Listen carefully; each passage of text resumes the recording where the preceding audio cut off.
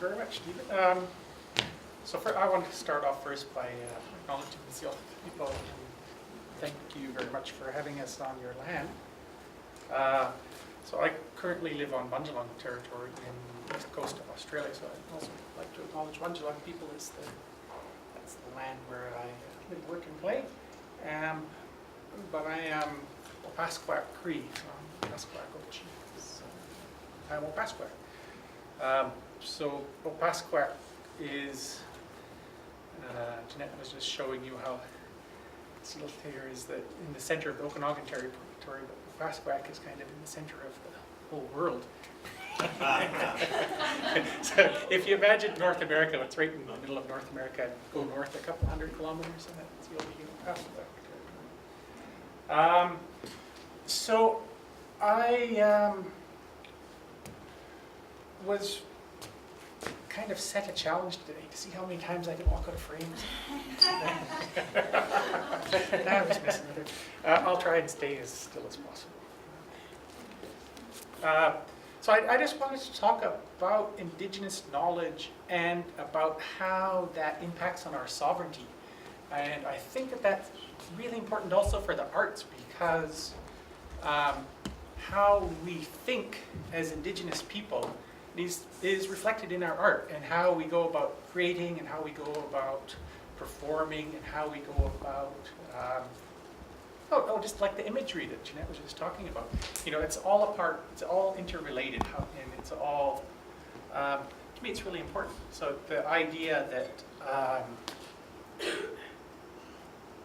knowledge itself needs sovereignty if we are going to promote any other sorts of sovereignty. So I kind of have some slides here, but they're not really related to what I'm talking about. They're just a bunch of pictures, so I'll just I'll go through them, but you can. So I guess that. Actually, that kind of does relate to what I want to talk about. So I think that has been. I think we all can recognize that a big part of what we lost through the residential school system was we lost a lot of kids, obviously, and I think that they're currently saying that the survival rate of kids at residential school was worse than the survival rate of soldiers in the world wars. But I think that what that really had a really big impact on was it forced children to think a different way. So it was really trying to kill our ways of thinking about things, kill our epistemologies, kill our culture, killed us physically as well, but it also was really attempting to try and stop our ways of thinking, how we thought about things. So they did that through stopping our languages, they did that through stopping our religious practices, and enforcing us to think different ways. So I think that when we start to think about our sovereignty, we have to start to think about how we teach, but also really about how we think, right? Okay. So it's like, that's the picture of it was an Indian day school, but my dad, so that's my dad sort of in the middle, a little bit underneath the teacher there. That's the day school that he went to. And when I think about that school system and how it's now different to what we are currently doing in different places around the world, what Indigenous people are doing to change the system. So it's like when you've got this Indigenous summer intensive here and you're changing the system through doing things in a different way. So you're teaching in Indigenous ways. Or this picture is, so that's my dad again in a different classroom, but now this is in Hawaii. We're actually teaching in a traditional Hawaiian hale. They're not a house, but like a structure. So that's where we're doing our teaching, right? And so we're teaching in Indigenous ways, in Indigenous locations. And it's allowing some of our Indigenous thought systems to come back to the fore.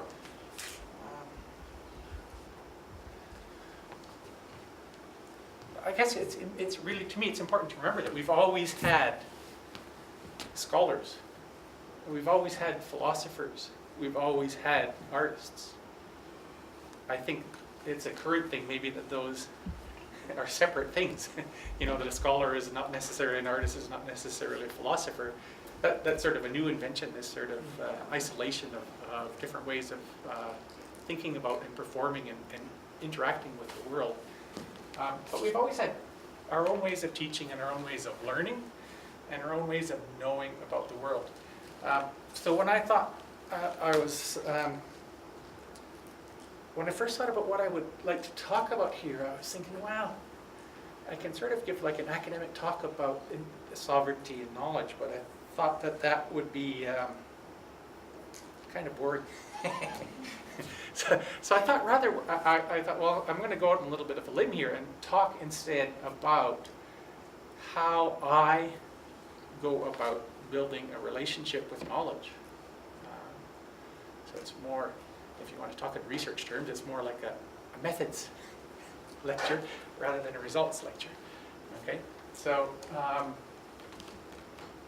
but the way that I build a relationship with knowledge is, I'm hoping, following a little bit more closely to my traditional ways of doing things than it is following a Western system of how to create knowledge. So when I think about creating knowledge, what I'm really talking about is entering into a relationship with Indigenous knowledge.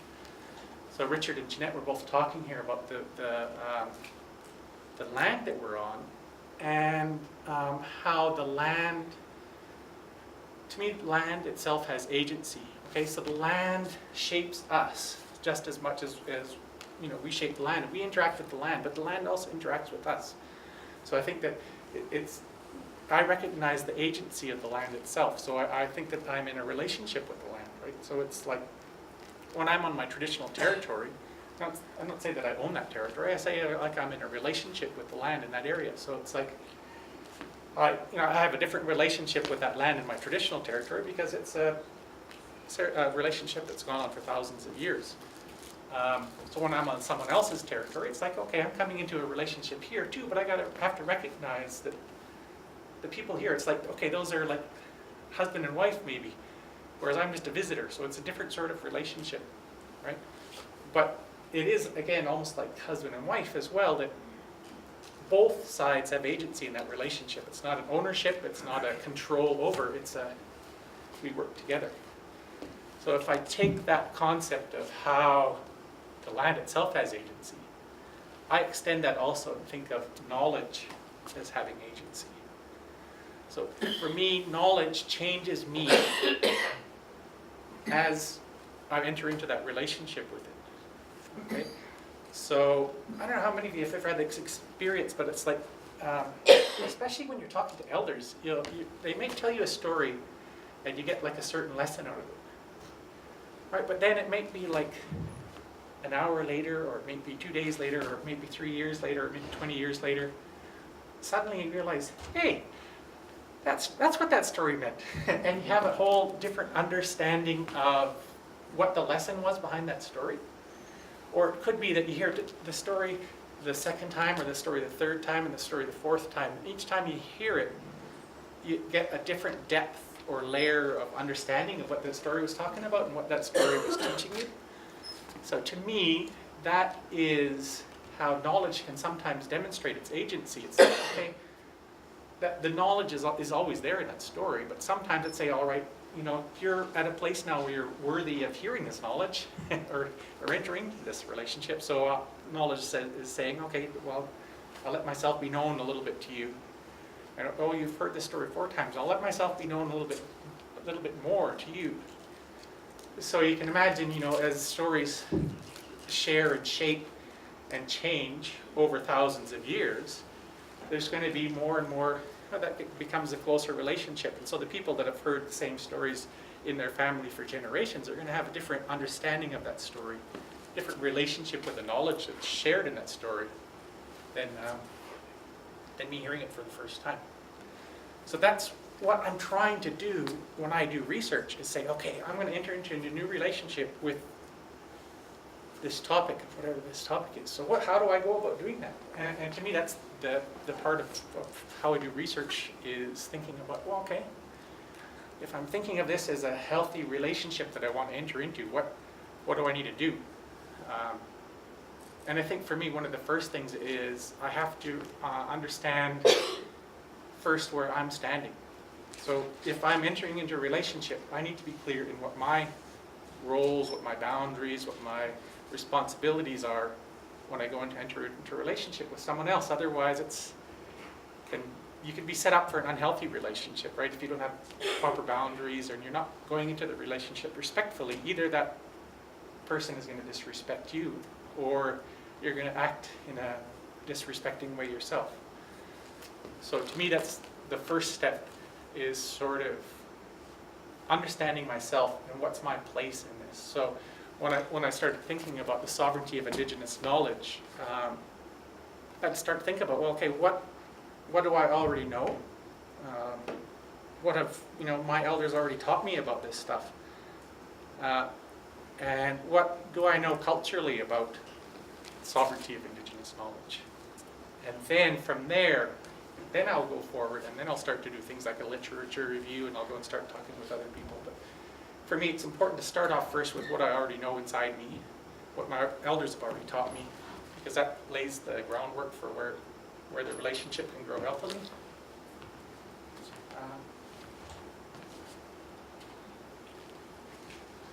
So that understanding that the relational nature of how we do things, it's like everything is relationships, right? We're always in relationships, and that's to me guides how we interact and engage with the world around us. So it's also how we engage with knowledge, right?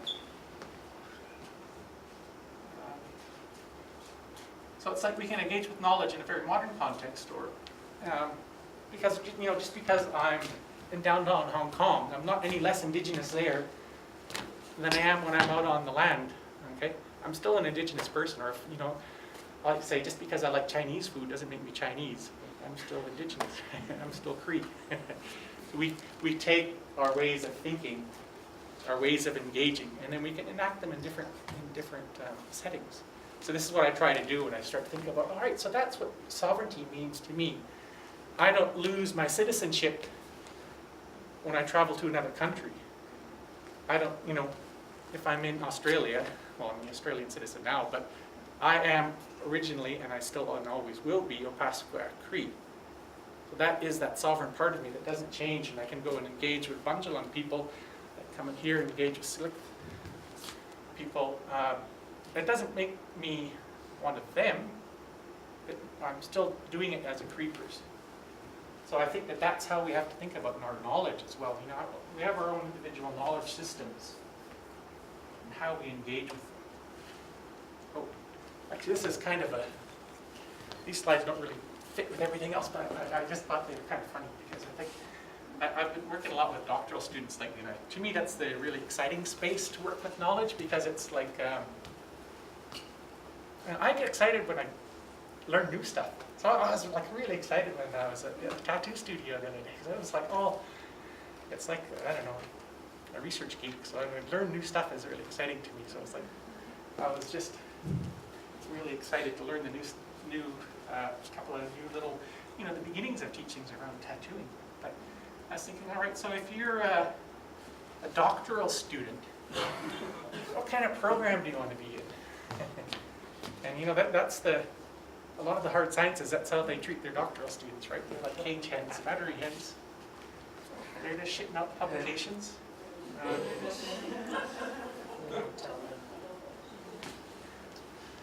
So that's more like this kind of doctoral program I'd like to be in. So it's like a mix of heritage turkeys and domesticated turkeys, and they're wandering around and doing their own thing, right?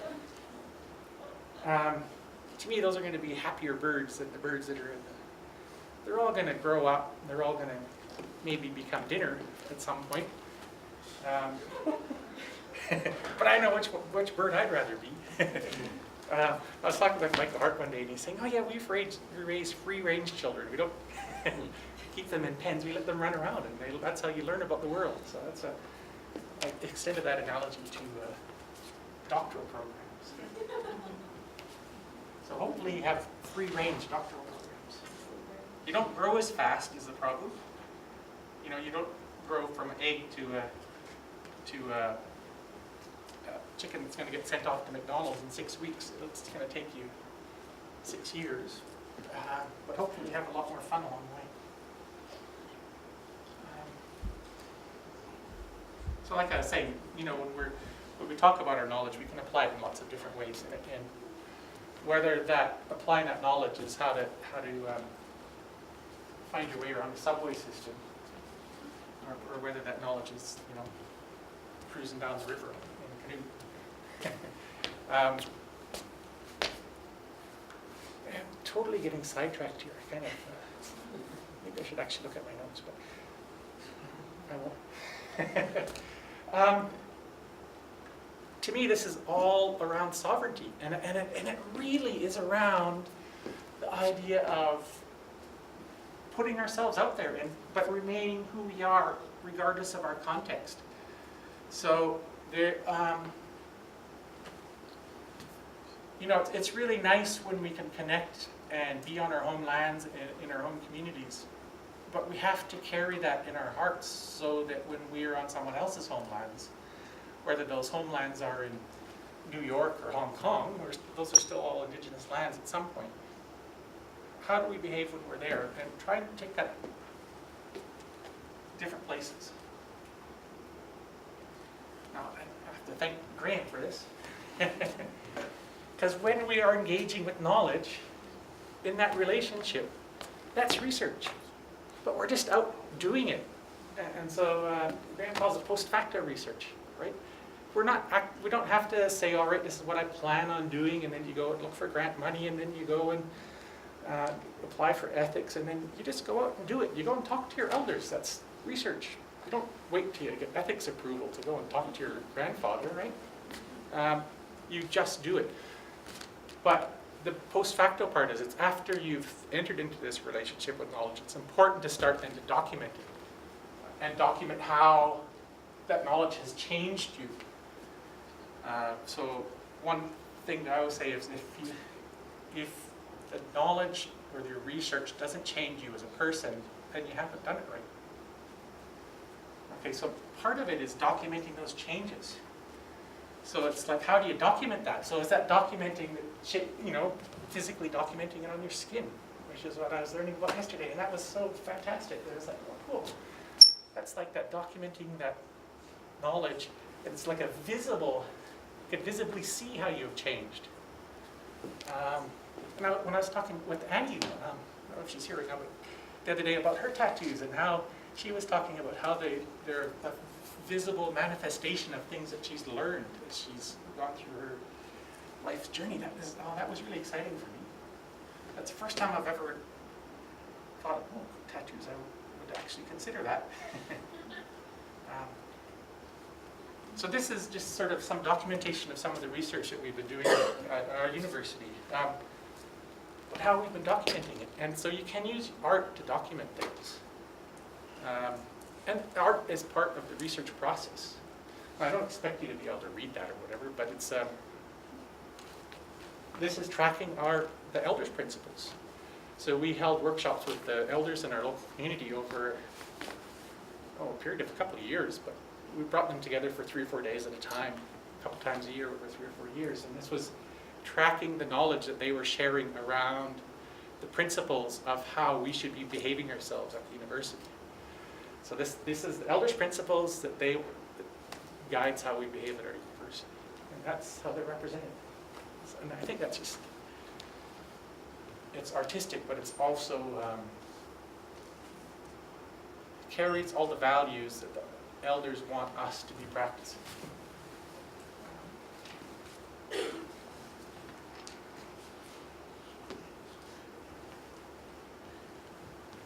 So here's another installation that we did at our university.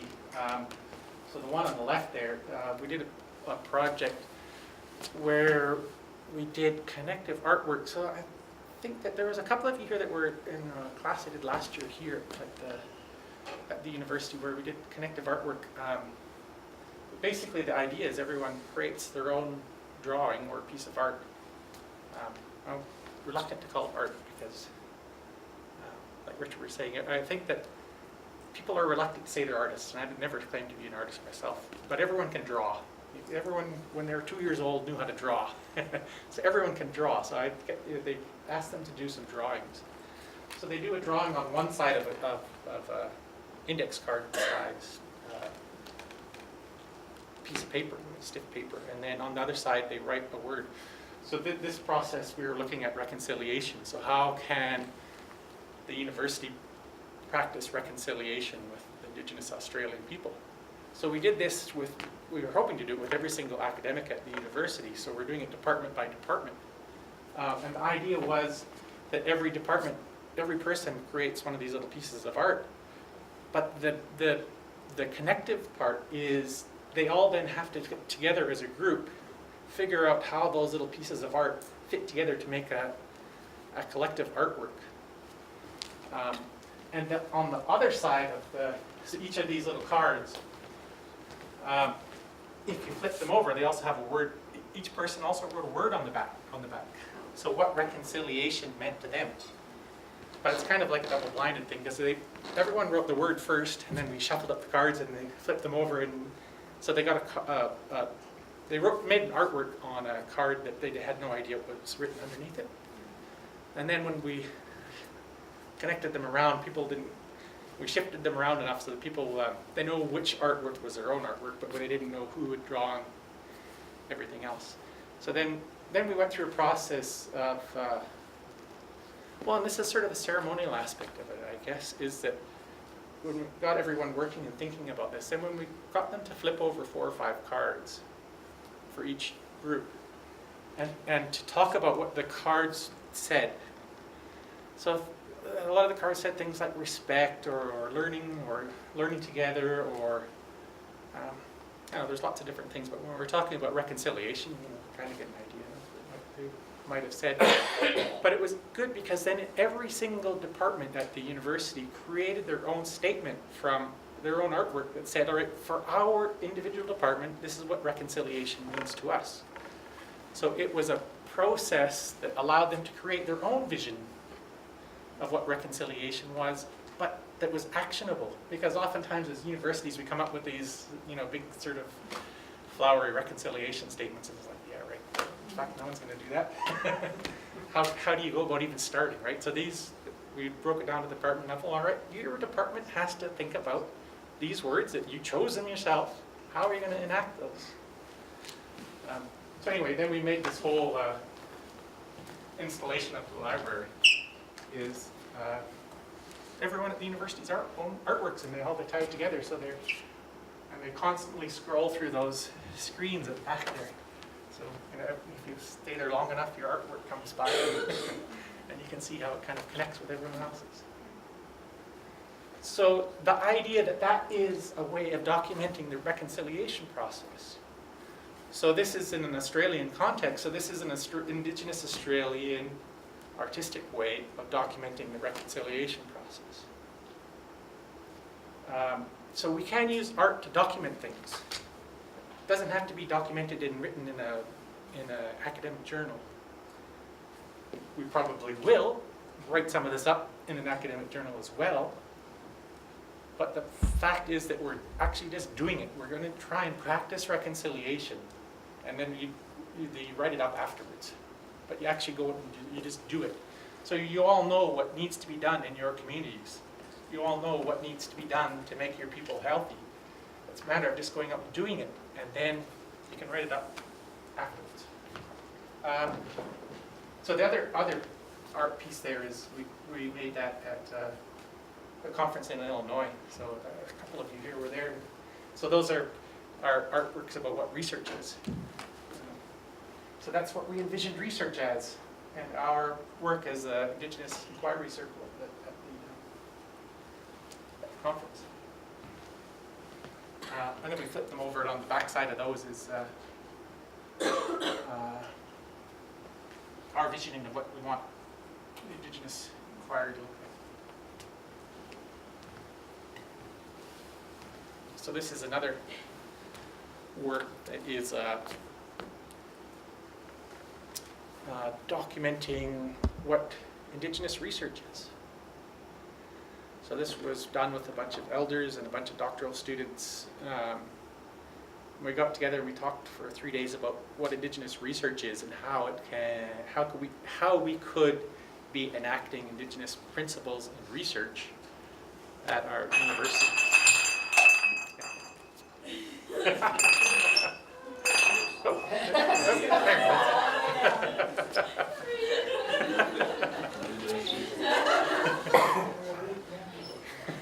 So that's again, each one of these little cards had a little artwork on it, but what we were looking at this one was sort of what's the outline that all the artworks together, what's the outline that it creates, and then we did some visioning processes around, well, what does that outline mean to us as a group? And we thought it was like, all right, we thought it kind of looked like someone that was running along really fast, but then they had this package that they wanted to deliver to people, right? So then we said, all right, well, what's in this package that is so important to deliver? And so we turned over some of those cards, and those were things like traditions, those were things like Indigenous knowledge, that's what that person was trying to pass on, was those things. And we looked at, so what are some of the things that got left behind?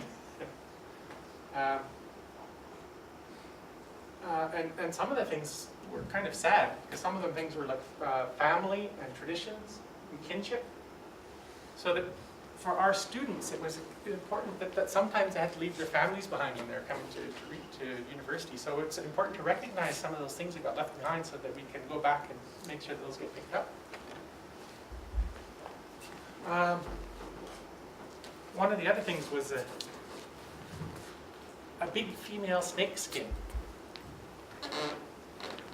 Now the land that we're on is in Bunjalung territory. There's different totems for different areas, but the land that we're on is the land of the carpet python. So I'm not really sure how that fits, but that's part of the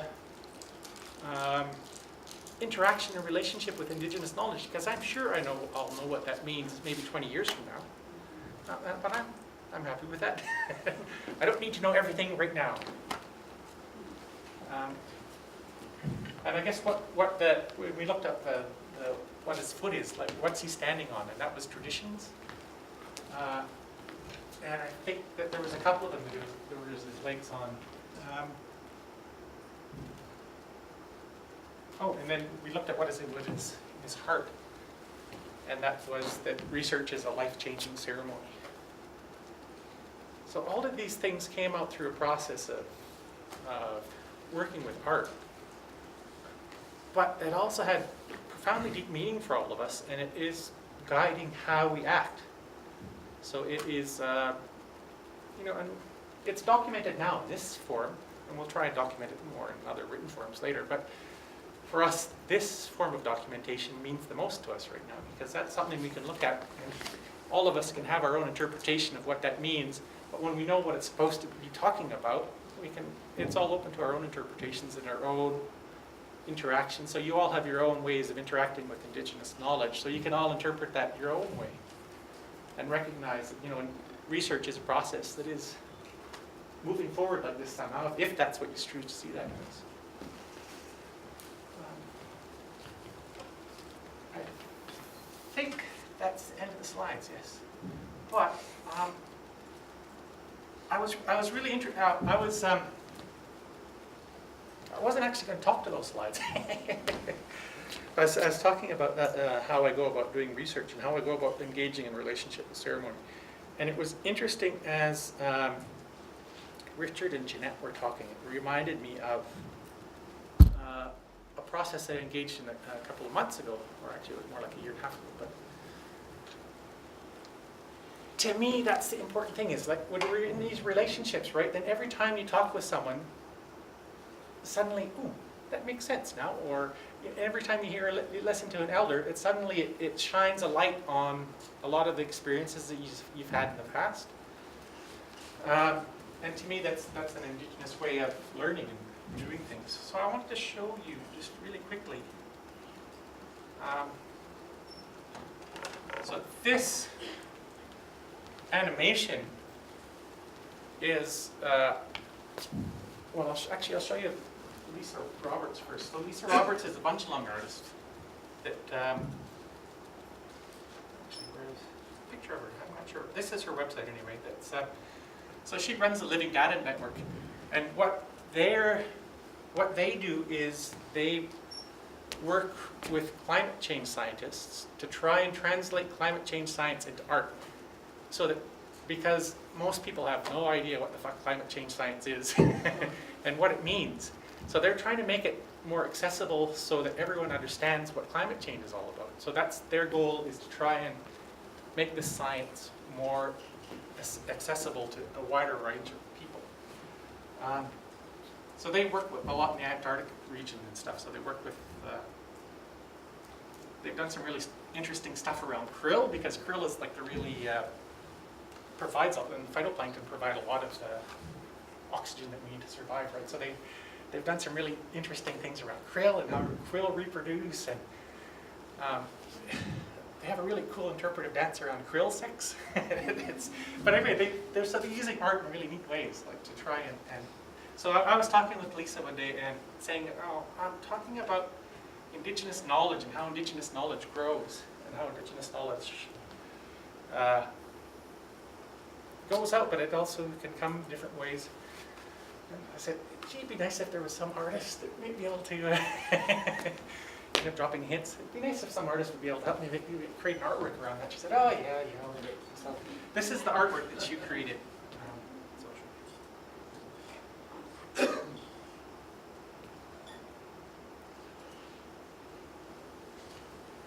So knowledge itself grows as you share it in relationship. So when I see that, it was when Jeanette was talking about how, it reminded me of this. So I think that there is, knowledge is always there, it's always around us, but as we talk with each other and as we share, it helps that knowledge grow. And I think that what happens oftentimes is that there will be different people in totally different parts of the world will be thinking about the same thing at the same time. Because that knowledge, that's another way that knowledge creates agency. It wants to make itself known. So suddenly a whole bunch of people will be thinking about the same thing.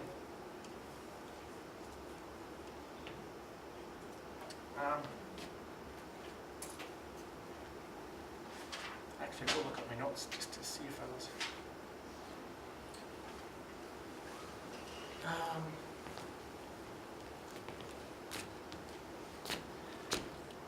This is a small enough group, I think, that we can actually have some interesting conversations. But I guess the main thing that I wanted to get across was the idea that knowledge is there for us to have a relationship with. Part of our sovereignty is recognizing that as Indigenous people we have Indigenous knowledge that we have a long-standing relationship with.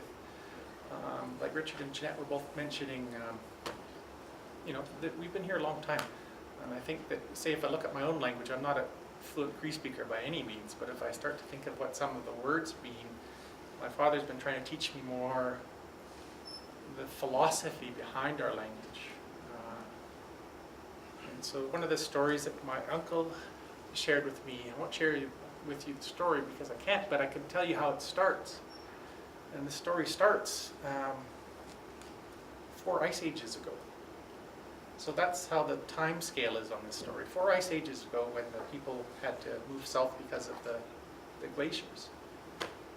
So that's the sort of time scale we're talking about when we talk about our Indigenous knowledge. We've been here a long time. You know, because of glaciation, we've had to move back and forth a bit. So when that tells me the North Star